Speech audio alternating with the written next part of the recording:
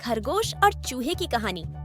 बहुत समय पहले की बात है। किसी जंगल में एक खरगोश अपने परिवार के साथ रहता था। खरगोश जहाँ रहता था वहाँ आसपास बड़े जानवरों की संख्या ज्यादा थी। खरगोश और उसका परिवार हमेशा इस बात से डरे हुए रहते थे कि कोई जानवर आकर उन्हें नुकसान न पहुँचा दे। उन्हें अपने घर के आसपास जरा भी हलचल सुनाई देती थी तो वो झट से अपने बिल में छुप जाया करते थे। दूसरे जानवरों का डर उन पर इस कदर हावी था कि उनकी आहट भर सुनकर उनमें से कुछ खरगोश तो डर से बेहोश हो जाते थे। यह सब देखकर खरगोश बड़ा परेशान रहता था। एक दिन घोड़ों का दल उनके घर के पास से गुजरा। घोड़ों की आवाज सुनकर सभी सहम गए और हमेशा की तरह अपने बिल में छुप गए। डर से पूरा दिन कोई बिल से बाहर खाने की तलाश में भी नहीं गया। अपने परिवार को इस हालत में देखकर खरगोश बेहद दुखी हुआ। उसने भगवान को कोसते हुए कहा कि हे भगवान, आपने हमें इतना कमजोर क्यों बनाया है?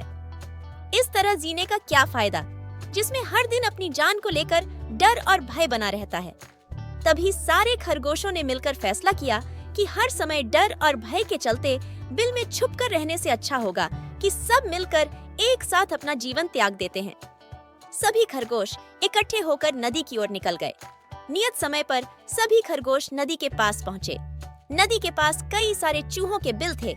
जब चूहों ने खरगोशों को आते देखा तो वो सभी डर गए और इधर-उधर भागने लगे। कुछ चूहे बिल में घुस गए तो कुछ नदी में गिरकर बह गए। चारों तरफ डर का माहौल बन गया। ये पूरा वाकया देखकर खरगोश दंग रह गए। उन्हें इस बात का यकीन नहीं हो रहा था कि उन्हें देखकर भी किसी में दहशत हो सकती है। अब तक तो वह खुद को ही सबसे कमजोर प्राणी समझते थे और भगवान को दोष देते थे। अब खरगोशों की समझ में आ गया था कि भगवान ने दुनिया में अलग-अलग खासियत के साथ जीव जंतु बनाए हैं। जो जैसा है उसे वैसे ही स्वीकार करना चाहिए।